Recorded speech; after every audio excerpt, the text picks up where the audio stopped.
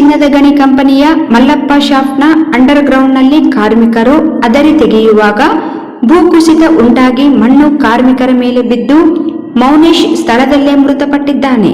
ಫಾರ್ಮನ್ ರಂಗಸ್ವಾಮಿ, ಕಾರ್ಮಿಕರಾದ ಬೂದಪ್ಪ, ಪರಶುರಾಮ್ ಹಾಗೂ ಹನುಮಂತ ಎನ್ನುವವರಿಗೆ ಗಾಯಗಳಾಗಿವೆ. ಹಟ್ಟಿ ಚಿನ್ನದ ಗಣಿ ಮಲ್ಲಪ್ಪ ಶಾಫ್ಟ್ ವಿಭಾಗದಲ್ಲಿ ಗಂಭೀರವಾಗಿ ಗಾಯಗೊಂಡಿರುವ ಗಾಯಾಳುಗಳಿಗೆ ಹೆಚ್ಚಿನ ಚಿಕಿತ್ಸೆಗಾಗಿ ಬೆಂಗಳೂರು ಆಸ್ಪತ್ರೆಗೆ ಕಳುಹಿಸಿಕೊಡಲಾಗಿದೆ ಎಂದು ಲಿಂಗಸೂರು ಶಾಸಕರಾದ ಮಾನಪ್ಪ ವಜ್ಜಲ್ ವಾಹಿನಿಗೆ ತಿಳಿಸಿದರು.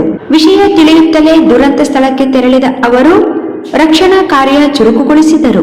ಕಾರ್ಮಿಕರು ಕೆಲಸದಲ್ಲಿದ್ದಾಗ ತಲೆ ಮೇಲಿಂದ ಕಲ್ಲು ಗಂಟೆಗಳು ಬಿದ್ದು ಓರ್ವ ಸ್ಥಳದಲ್ಲೇ ಸಾವಿಗೀಡಾಗಿದ್ದಾನೆ.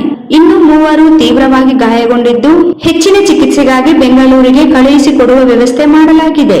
ಗಾಯಾಳುಗಳಿಗೆ ಸೂಕ್ತ ಚಿಕಿತ್ಸೆ ಪರಿಹಾರ ಕೊಡಿಸುವುದಾಗಿ ನುಡಿದರು.